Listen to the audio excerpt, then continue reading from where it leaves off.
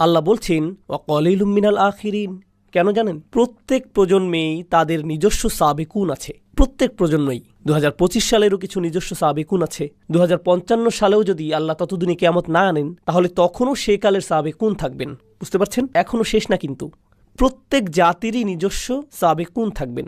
শুধু পার্থক্যটি হলো প্রথম যুগের সাবেকুনদের অনুপাত শতকরা হার বেশি ছিল। আপনাদের এটা একটা উদাহরণ দিয়ে বুঝিয়ে দিচ্ছি। কল্পনা করুন 800 জন মানুষ একটি পরীক্ষা দেয়। যদি সাহাবীদের সময় ইমানের এই পরীক্ষা 800 জন মানুষ দেয়, তাহলে 750 জনই 90% বেশি নাম্বার পাবে। তো তারা হলেন গোল্ডেন এ প্লাস। কিন্তু প্রজন্ম যেতে যেতে তখনও মানুষ 90 এর বেশি পাবে, তবে শতকরা হার নেমে যাচ্ছে। ধরুন 800 হতে মাত্র 50 জন বা 800 জনে মাত্র 20 জন 90 এর বেশি পেয়েছে। বুঝতে পারছেন? তাই অকলিলুম মিনাল আখিরিন, আরো কম পরবর্তীদের মধ্যে। কম মানুষ না কিন্তু, শতকরা হার কম। সাহাবিগণের সময়ে এ প্লাসের হার বেশি, তাই সামগ্রিক গুণ অনেক অনেক বেশি। আমাদের প্রতিযোগিতা কম, তাই সামগ্রিক গুণ অনেক কম। তবে প্রতিযোগিতা প্রত্যেক প্রজন্মেই থাকে। তো যাই হোক, সূরাতুল ওয়াকিয়ার প্রথম বিষয় হলো আস-সাবিকুন। এই সূরার দ্বিতীয় বিষয় হলো আসহাবুল ইয়ামিন। মা আসহাবুল ইয়ামিন ফাসহাবুল মাইমানাতি মা আসহাবুল মাইমানা। ডান পাশের মানুষজন। আস-সাবিকুনদের সাথে ডান পাশের মানুষজনের পার্থক্য কি? সাবিকুনদের বলতে পারবেন সংরক্ষিত, এক্সক্লুসিভ। আর ডান পাশের যেই মানুষজন হলেন বাকি আমরা সকলে, জান্নাতের ইকোনমি ক্লাস। আল্লাহ আমাদের সাবিকুনদের অন্তর্ভুক্ত করে দিন। কিন্তু অন্তত পক্ষে ডান পাশের মানুষজন থাকা মানে তারা জাহান্নামে যাবে না, এরা যাবে জান্নাতে। এরা হলেন দ্বিতীয় বিষয়। ঠিক আছে? এখন অন্যদিকে কারা আছে? ডান পাশে মানুষ আছে, আবার বাম পাশেও মানুষ আছে। এরপর আল্লাহ বাম পাশের মানুষদের নিয়ে বলছেন 3 ধরনের মানুষ এখন পর্যন্ত। প্রথমে অভিজাত শ্রেণী, এরপর ডান পাশের মানুষ, এরপর বাম পাশের মানুষ, তাই না? এরপর চতুর্থ বিষয়, আল্লাহ কিছু প্রশ্ন করেছেন। তোমরা কি বাচ্চা সৃষ্টি করো নাকি আমরা বাচ্চা সৃষ্টি করি? তোমরা ফসল ফলাও নাকি আমরা ফসল ফলাই? তোমরা আগুন জ্বালাও নাকি আমরা আগুন জ্বালাই? তোমরা আকাশ থেকে পানি নামাও নাকি আমরা আকাশ থেকে পানি নামাই? মানে আল্লাহ মানুষকে আল্লাহ যা সৃষ্টি করেন সেই বিষয়ে চিন্তা করতে বলছেন। মানে আল্লাহ যে সৃষ্টি করেন তা তোমরা কিছুই সৃষ্টি করো না, আল্লাহই সবকিছু সৃষ্টি করেন, তোমাদের কোনো সৃষ্টিশীলতা নেই। এই যে আল্লাহর সৃষ্টিকে চতুর্থ প্রকার বিষয় হিসেবে বলা হচ্ছে 4টি।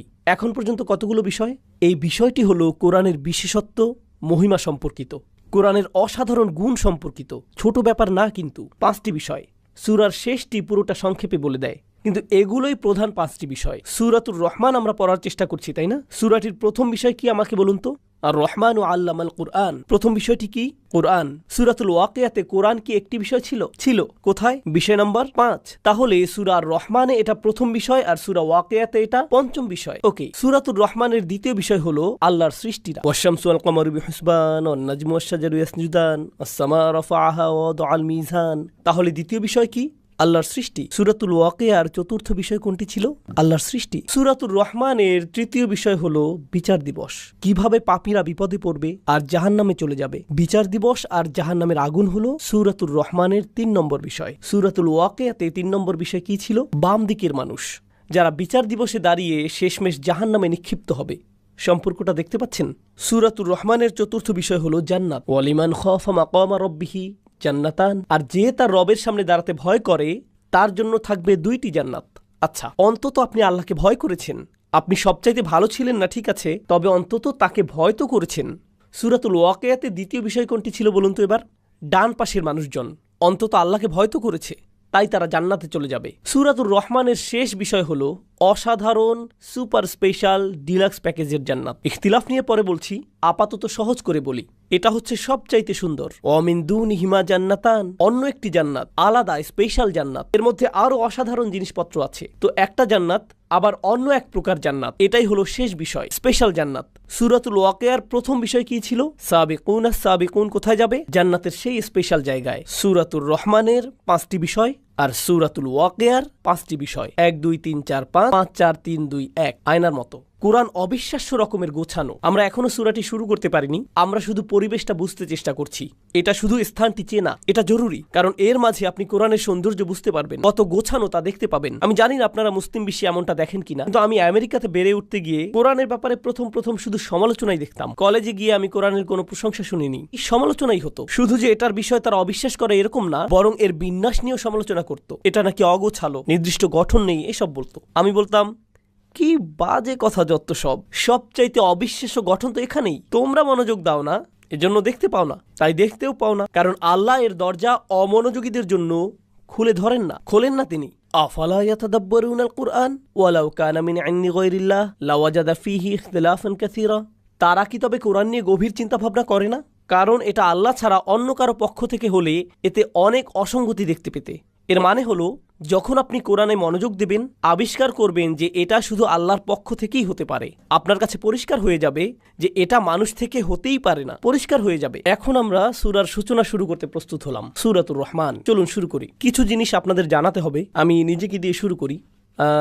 আমার পেশা হলো শিক্ষকতা, জীবিকার জন্য শেখাই। আর শিক্ষকতা পেশায় আমি অনেক কিছুই শিখেছি, আপনাদের সেখান থেকে একটি বলছি, কারণ এই সূরার সাথে সেটা সম্পর্কিত। ক্লাসরুমের ভেতর আমি আরবি শেখাই। আরবি শেখানো কিন্তু কঠিন, অনেক ধরনের হাস্যরস করে ছাত্রদের মনোযোগ ধরে রাখতে হয়, কারণ আরবি ভাষাটি ক্লান্তিকর। যেমনটা আমি আগেও বলেছি, আপনার ঘুমের প্রয়োজন হলে আরবি ক্লাসে ঢুকে যান, জীবনের শ্রেষ্ঠ ঘুম পেয়ে যাবেন। রফা নসব শুরু হতে হতেই আপনি অজ্ঞান। তাই অনেক সময় ধরে আমি ভেবেছি এটা আমি কিভাবে শেখাবো, কি প্রশ্ন জিজ্ঞেস করব, যখন ছাত্ররা উত্তর দেবে সেটা নিয়ে কিভাবে ঠাট্টা করব, সবাইকে কিভাবে জাগিয়ে রাখবো। সেটা কিন্তু এই লেকচারের মতো না। এই লেকচারে আপনাদের আমি শেখাচ্ছি না, কিছু প্রশ্ন করছি আপনাদের, তবে আপনাদের জেকে ধরছি না, আপনাদের নামও জানি না, আর ভুল উত্তর দিলে আপনাদেরকে মুরগিও বানাচ্ছি না।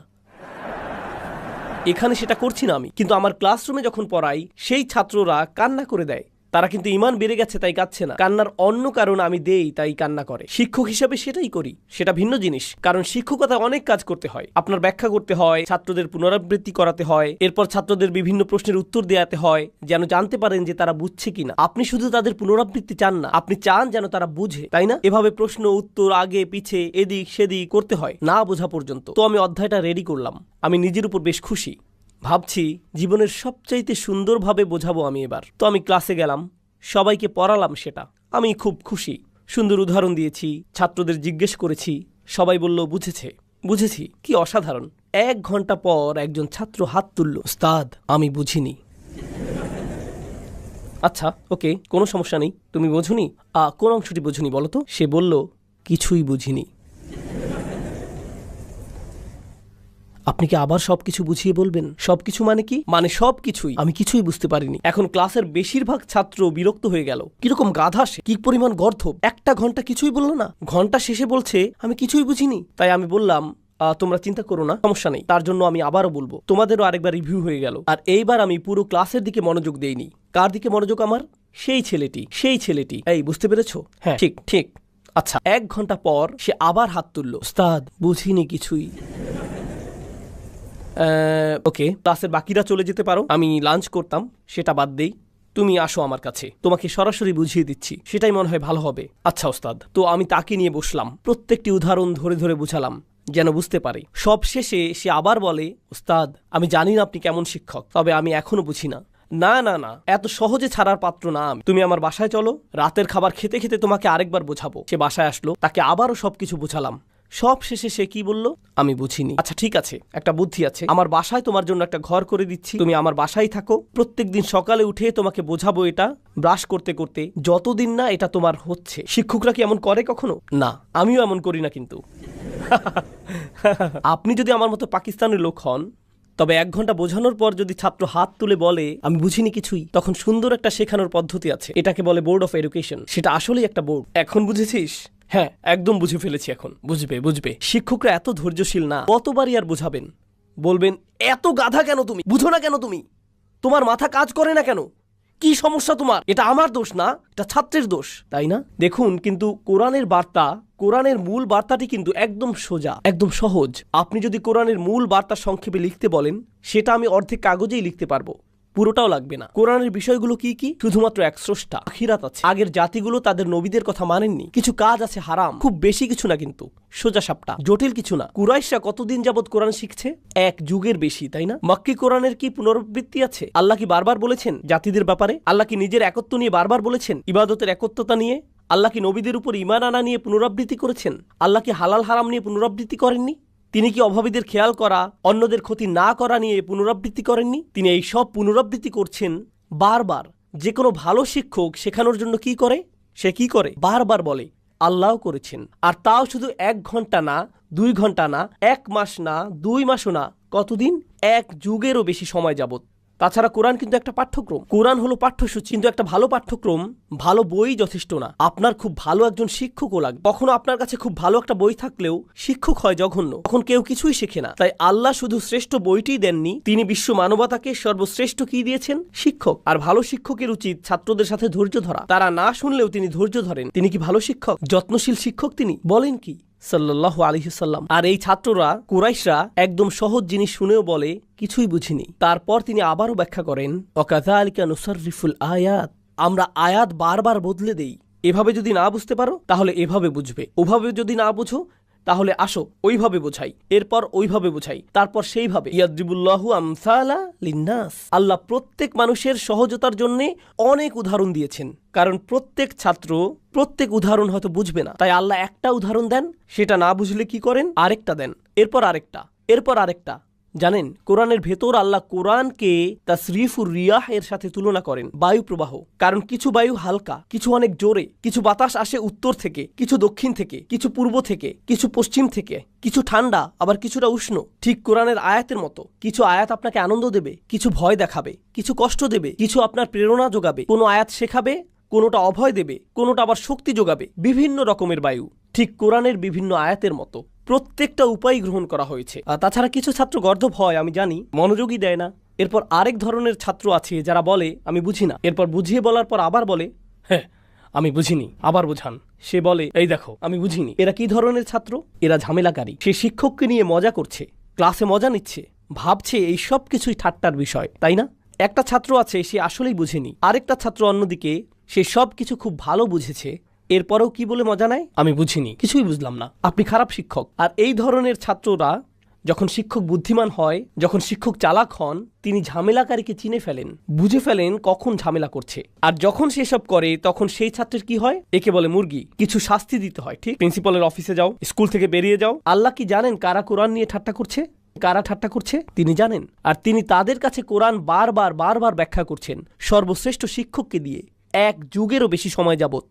শিক্ষক হিসেবে তবে আল্লাহর কি রাগ করার অধিকার আছে? অবশ্যই আছে। সেই ছাত্রগুলো কি শাস্তি পাওয়ার যোগ্য?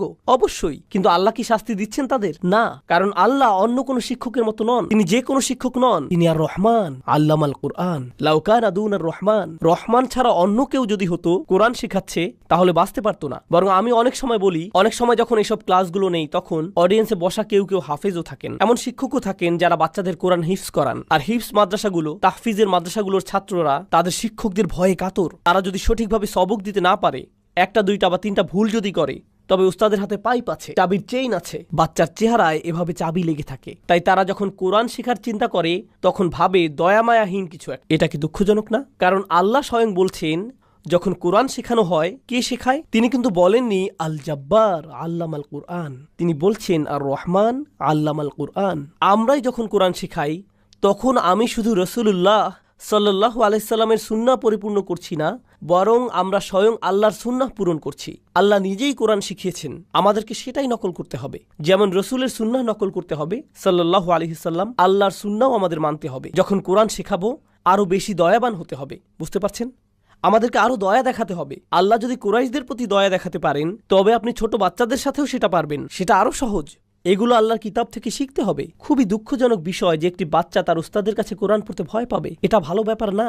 আমি নিজে কোরআনের হাফিজ দেখেছি, 18-19 বছর বয়সী, কখনোই মসজিদে যায় না, কখনোই মসজিদে যায় না। জিজ্ঞেস করলাম কেন মসজিদে যাও না? কারণ আমার উস্তাদ আমাকে মসজিদে মারতেন। আমি যখন মসজিদে যাই আর শুনি আল্লাহু আকবার, আমার সেই মারগুলো মনে পড়ে যায়, মানসিক সমস্যা শুরু হয়ে যায়, সাইকিয়াট্রিস্ট দেখাতে হয়। মসজিদে গেলে আমার সাইকোলজিক্যাল ট্রমা হয়, তাই মসজিদে আমি যেতে পারবো না। সুবহানাল্লাহ। এমনটাই করেছি আমরা আমাদের বাচ্চাদের সাথে দিন শেখানোর নামে। আমি জানি না এটা কোন দিন, তবে সেটা ইসলাম নয়। আমি জানি না তাদের কি শিখিয়েছেন, তবে কোরআন তাদেরকে শেখাননি। এভাবে কোরআন শেখায় না, কোরআন ভালোবাসা দিয়ে শেখাতে হয়। যেমনটা আমি বললাম, যদি আল্লাহ কুরাইশদের ভালোবেসে শেখাতে পারেন, যদি কুরাইশদের দয়া দেখাতে পারেন, তাহলে আমাদের আবার ভাবতে হবে আমরা মুসলিমদেরই ভালোবেসে শিখাই না। সুবহানাল্লাহ। আচ্ছা, এরপর কি আছে দেখি। ভূমিকা এখনো শেষ হয়নি, ভূমিকা নিয়ে অনেক কথা বলার আছে। আর রহমান অর্থ কি কেউ জানেন? কি? মার্সিফুল। আমি জানি ইংলিশ অনেকেরই প্রথম ভাষা নয়, তবু আপনারা ইংরেজি সম্পর্কে জানেন। মাশাআল্লাহ, এখানে সবারই ইংরেজিতে দক্ষতা অনেক বেশি। আপনাদেরকে মার্সি বা দয়া শব্দের সমস্যাটি জানাচ্ছি। যখন রহমা অনুবাদ করি মার্সি বা দয়া হিসেবে, এখানে একটু সমস্যা আছে, আপনাদের বুঝিয়ে বলছি। যখন আমরা দয়ার কথা বলি তখন তা বলতে ছেড়ে দেয়া বোঝাই। উদাহরণস্বরূপ, সৈন্যরা পুরো গ্রাম ধ্বংস করে দিল, কোনো দয়া তারা দেখায়নি, এর মানে তারা কাউকেই ছাড়েনি। পুলিশ অফিসার আমাকে ফাইন করলো, কোনো দয়া দেখায়নি। আমি বিচারকের কাছে দয়া ভিক্ষা চাইলাম, আমি আমার শিক্ষকের কাছে দয়া ভিক্ষা চাইলাম। আমি প্লেট ভাঙার পর আম্মার কাছে দয়া ভিক্ষা চাইলাম। দয়া ভিক্ষা চাওয়া মানে আমাকে শাস্তি দেবেন না বলা, বুঝতে পারছেন? বাংলা ভাষায় যখন দয়া শব্দটি ব্যবহার হয় তখন শাস্তির কথাই মাথায় আসে, তখন শাস্তির চিন্তাই মাথায় আসে, যে সেই শাস্তি থেকে মুক্তি হলো। অর্থাৎ আপনার অবচেতন ভাবেই শাস্তির কথা চলে আসে, অর্থাৎ আপনার মনে অবচেতন ভাবেই শাস্তির কথা চলে আসে। সেই শাস্তি থেকে মুক্তি পাওয়াটাই দয়া। এখন এখানে কয়জন আছেন টেক ইন্ডাস্ট্রিতে, টেকনোলজি ইন্ডাস্ট্রি, প্রোগ্রামার? আচ্ছা, আপনারা ডিফল্ট বিষয়টা তো বোঝেন। দয়া শব্দের ডিফল্ট পজিশন হলো শাস্তি, কিন্তু রহমা শব্দে শাস্তির কোনো বিষয়ই নেই। আপনাকে শাস্তি থেকে মুক্তি দেওয়া হচ্ছে না এখানে যখন রহমা উচ্চারণ করেন, এটা আসেই না একদম। এটাই হলো রহমার বদলে দয়া শব্দ ব্যবহারের সমস্যা। তাহলে রহমা শব্দটি কোত্থেকে আসে? এটা আসে রাহম শব্দ থেকে, যার প্রকৃত অর্থ হলো মায়ের পেট, গর্ভ। রাহম হলো মায়ের গর্ভ। যখন অন্তঃসত্ত্বা কোনো মহিলার কথা চিন্তা করেন, তার পেটে একটি বাচ্চা চিন্তা করেন, শাস্তির কথা মনে হয়? তাহলে বলুন তো কি চিন্তা করেন? একজন মহিলা, তার পেটে একটি বাচ্চা, হয়তো 3 মাসের অন্তঃসত্ত্বা বা 5 মাস, 6 মাস, হয়তো পেটের ভেতর বাচ্চাটির লাথি মারার বয়স হয়েছে। যেমন আমার মা বলেছিলেন, আমি নাকি এমন করতাম, আমি মনে হয় টায়ার্ড হয়ে হাত পা বেশি ছোড়াছুড়ি করতাম পেটের ভেতর মধ্যরাতে। তো ভালো, মা তার বাচ্চার ব্যাপারে কি অনুভব করে? সে এখনো বাচ্চাটি দেখেনি, এখনো দেখেনি নিজের সন্তানকে। তার অনুভূতি কি? ভালোবাসা। প্রথম যে শব্দটি মাথায় আসে সেটা কি? ভালোবাসা। দ্বিতীয় যে শব্দটি মনে আসে তা হলো সুরক্ষা। সে টেবিলের কোণাগুলো খেয়াল করে, নিজে নিরাপদ থাকতে চায়, এক পাশে ফিরে শোয়, তাই না? দেখে শুনে খাওয়া দাওয়া করে, সর্বক্ষণ পেটের বাচ্চাকে আদর করে। যে আদর যত্ন করে, যে ভালোবাসে, যে আদর যত্ন করে, যে জিনিসকে যত্ন, ভালোবাসা আর সুরক্ষা দেয়া হয়। আচ্ছা, অন্যদিকে বাচ্চাটি, তার জন্য কি মায়ের কষ্ট হচ্ছে? সে মায়ের খাবার খাচ্ছে, মহিলাটি খায় আর সে তার পুষ্টি নিয়ে নিচ্ছে, আর সে ভেতরে থাকে। আমি আপনি মায়ের পেটের ভেতর যখন ছিলাম, কোনো ভাড়া দিতে হয়নি, খাবারের অপেক্ষা করতে হয়নি, এমনি এমনি এসেছে, নিজেদেরকে পরিষ্কার করতে হয়নি, কিছুই করতে হয়নি। তাছাড়া জন্ম হবার সময় তাকে প্রায় মেরেই ফেলেছিলাম, তাই না? প্রায় মেরেই ফেলেছিলাম। আর যদিও মাকে মেরেই ফেলেছিলাম প্রায়, তবুও আমাদেরকে ভালোবাসে। বের হবার পর থেকেই অন্য যে কেউ আপনার রক্তপাত করলে আপনি তাকে ভালোবাসবেন না। আমরা আমাদের মায়েদের রক্ত ঝরিয়ে মৃতপ্রায় করে ফেলি, মৃত্যুর কাছাকাছি। আর যখনই বের হয়ে আসি আমরা, তখন আমাদের জন্য তার ভালোবাসা আগের চাইতে আরো বেড়ে যায়। এটা কিন্তু আর অন্য কারোর সাথে ঘটে না, কোনো সম্পর্কের সাথেই ঘটে না। এখানে আপনি কিছুই দেন না, শুধুই নেন। আমি যা বোঝাতে চাচ্ছি তা হলো, আপনি কখনোই কিছু দেন না, শুধুই কি, আর তিনি আপনাকে আরো বেশি বেশি কি দেন? আরো ভালোবাসা। আপনি আরো নিতে থাকেন, তিনি আরো ভালোবাসতে থাকেন। তাছাড়া দেখুন, তিনি প্রায় মারাই যাচ্ছিলেন, এত রক্তপাত হয়েছিল, মাত্রই সার্জারি থেকে উঠলেন, আর আপনার জন্মের সাথে সাথে কি হলো? তার আপনাকে খাওয়াতে হচ্ছে। আর অনেক মহিলাদের কাছেই বাচ্চাকে খাওয়ানো অনেক সময় রক্তপাতের মতো মনে হয়। যে কেউই সার্জারির ভেতর দিয়ে গেলে বলে, আমার 6 সপ্তাহের ছুটি লাগবে, আমার 2 মাসের ছুটি চাই, আমার ছুটি লাগবে, ভ্যাকেশন লাগবে। জন্ম দেবার পর কি কোনো মা 2 মাসের ছুটি পান? না। আপনার পা ভাঙলে 6 মাসের ছুটি পান। তিনি বাচ্চা প্রসব করলেন আর ফুল টাইম মায়ের দায়িত্ব পালন করা শুরু করে দিলেন। কখন থেকে? বাচ্চাটি জন্মানোর মুহূর্ত থেকেই, বাচ্চা হবার মুহূর্ত থেকেই। আর বাচ্চাটি তাকে কি ফেরত দেয়? তিনি বাচ্চাটিকে দুধ দেন, ভালোবাসা দেন, সুরক্ষা দেন। বাচ্চাটা ধন্যবাদ বলে একবারও? বাচ্চাটা তাকে কোনো বেতন টেতন দেয়? বাচ্চাটি তার জন্য কোনো কিছু করে না। ঘুমহীন রাত। বেশির থেকে বেশি বাচ্চাটি যেটা করবে তা হলো তার গায়ে পেশাব করে দিবে, মলত্যাগ করে দিবে, বমি করে দিবে মায়ের গায়ে। আর যখন বাবু হাগু করে দেয় তখন মা বলে, ওয়াও কি কিউট, এরপর পরিষ্কার করা শুরু করে দেয়। কোনো সমস্যা নেই, আমার বাবুটা। তিনি ডায়াপার বদলাচ্ছেন আর বাচ্চা তার দিকেই মেরে দিচ্ছে, আর তিনি হাত দিয়ে ঠেকাচ্ছেন। আমি জানি না কিভাবে করে তারা, কিন্তু করে। এটাই হলো কোন শব্দ? রাহম। এখান থেকেই আসে কি? রহমা। এখান থেকেই আসে আল্লাহর কোন নাম? আর রহমান। আমরা আল্লাহকে কোনো সৃষ্টির সাথেই তুলনা করতে পারবো না, কিন্তু আল্লাহর সাথে আমাদের যেই সম্পর্ক আছে, আপনি যদি একটু ধারণা করতে চান, যে কারণে সেই হাদিসটি আছে, সাম্মাইতুকা বিসমি, আল্লাহ মায়ের গর্ভের সাথে কথা বললেন আর বললেন, আমি তোমাকে আমার নাম দিয়ে নামকরণ করেছি। এটা শুধু ভাষাগত সম্পর্ক না, নবী সাল্লাল্লাহু আলাইহি সাল্লামের হাদিসেও এটা পাওয়া যাচ্ছে। এক হাদিসে কুদসিতে তিনি মায়ের গর্ভের দিকে তাকিয়ে বললেন, যে গর্ভ আল্লাহ সৃষ্টি করেছেন, আমি আমার নাম দিয়ে তোমার নামকরণ করেছি। এর একটি কারণ আছে, সেটা হলো আল্লাহ আপনার কি হয় তা যদি একটু ধারণা পেতে চান, আপনি পুরোটা বুঝবেন না। তবে সেই অসীম সাগরের যদি এক বিন্দু পেতে চান, তবে কার কথা চিন্তা করবেন? আপনার মায়ের কথা ভাববেন। ওয়ালিল্লাহিল মাসালুল আ'লা। আপনার মায়ের সাথে সম্পর্কে কোন দিকটা? তা হলো আপনি তার থেকে শুধুই নেন আর তিনি কি শুধুই দেন। আপনি কখনোই ধন্যবাদ দেন না, তবুও তিনি দিতেই থাকেন। আপনি কখনোই তাকে মনেও করেন না, তবুও তিনি আপনার প্রতি ভালোবাসা বাড়াতেই থাকেন। মুসলিমদের কথা চিন্তা করুন। মুসলিমরা বলে, তালিবুল ইলমরা বলে, আমি তাফসির শিখতে চাই, আমি ওই শায়েখের কাছে পড়তে চাই, এই শায়েখের কাছে শিখতে চাই, সেই আলিমের কাছে পড়তে চাই, আমি এই সূরা ওই সূরা আর ওই সূরাটা শিখতে চাই। কখনো তারা পৃথিবীর এই মাথা থেকে ওই মাথায় চলে যায় শুধু আল্লাহর কিতাব শিখতে, ঠিক না? আর কি সম্মান বোধ করছে যে শায়েখের কাছে শিখতে পারছে। কুরাইশরা, আবু লাহাব, আবু জাহাল, এই লোকগুলো, এরা কি কোরআন শিখতে চায়? তারা কোরআনের একটি আয়াতও পাওয়ার যোগ্য না, তবুও আল্লাহ তাদের পুরো একটি সূরা দিয়ে দিলেন। এরপর তিনি দিলেন আরেকটি সূরা, এরপর তিনি দিলেন আরেকটি সূরা। তারা যখন এটাকেও ধাক্কা দিয়ে সরিয়ে দিল, আল্লাহ তাদের কি দিলেন?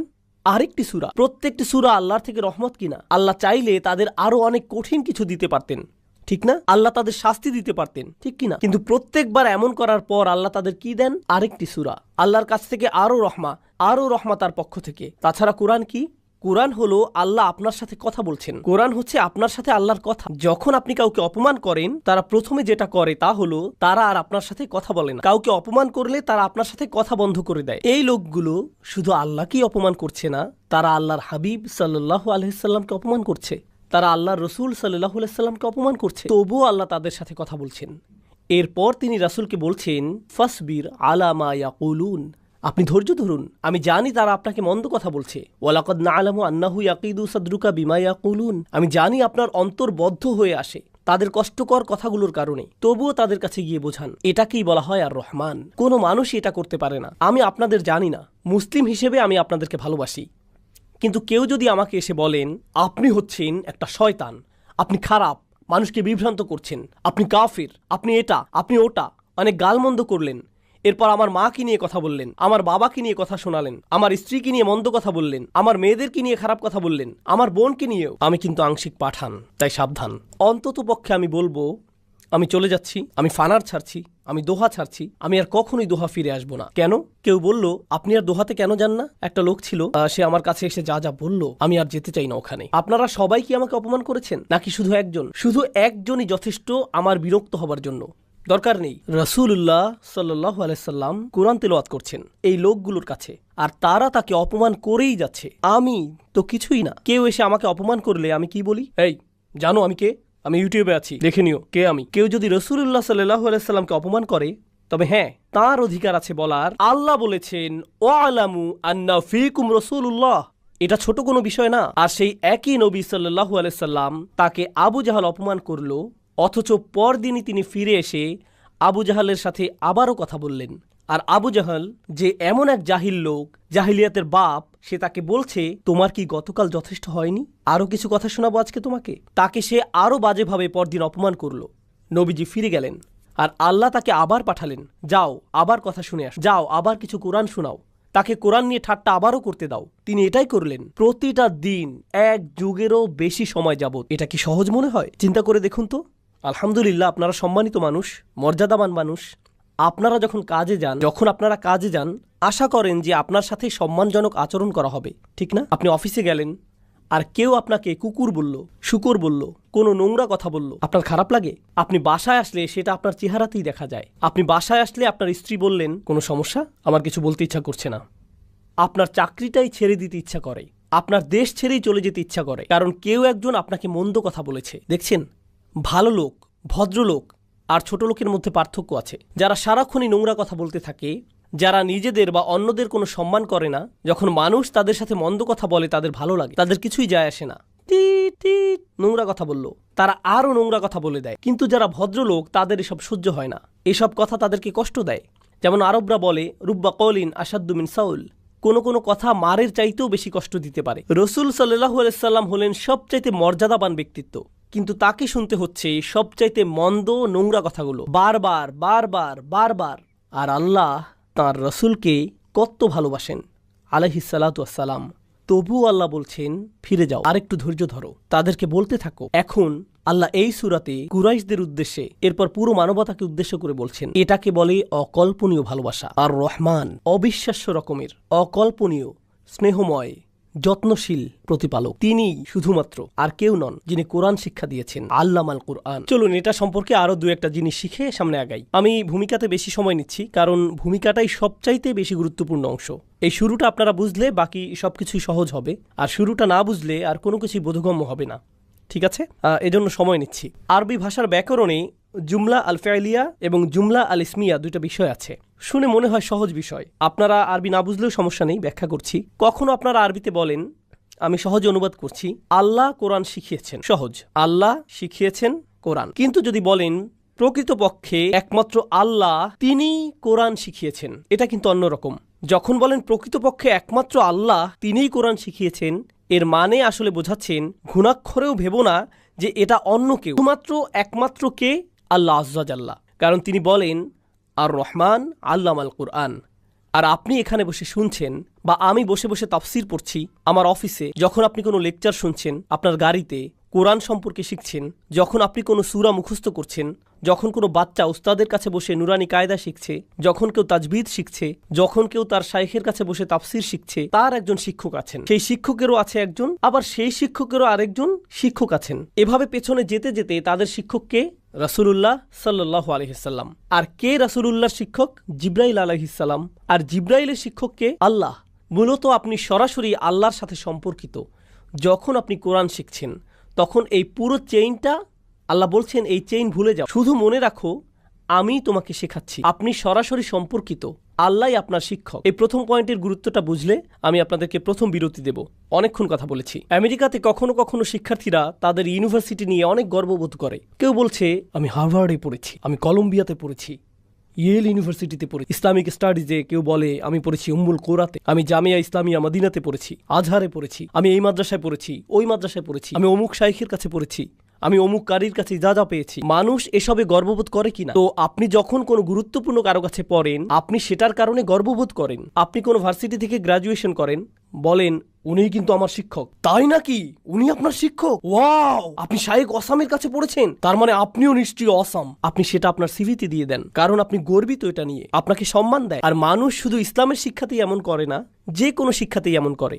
ডাক্তাররা কোন মেডিকেল কলেজ থেকে পড়েছেন তা বলতে ভালোবাসেন। পিএইচডি প্রফেসর কোথা থেকে তার পিএইচডি করেছেন সেটা বলতে ভালোবাসেন, ঠিক কিনা? আমরা মাত্রই বললাম আমাদের শিক্ষককে, আপনার শাইখের একজন শিক্ষক আছে, তার একজন শিক্ষক আছে, কিন্তু সর্বপ্রধান শিক্ষককে, মানে এর চাইতে বড় ডিগ্রি আপনি পেতে পারেন না, এর চাইতে বড় সম্মান আর হতে পারে না যে আপনি বলবেন আল্লাহ আমার শিক্ষক আর রহমান আমার শিক্ষক। আমি বলতে চাচ্ছি কোরআন শিক্ষা আপনাকে এমন সম্মান এনে দেবে যা আর কোথাও খুঁজে পাবেন না। এর চাইতে বড় অর্জন আর নেই, এর চাইতে উচ্চতর ডিগ্রি আর নেই, এর চাইতে উচ্চ কোনো সম্মান নেই, আর কোনো কিছুতেই এই সম্মান নেই যা কোরআন শিক্ষায় আছে। কারণ এখানে আপনি আর রহমানকে নিজের শিক্ষক হিসেবে পেয়েছেন।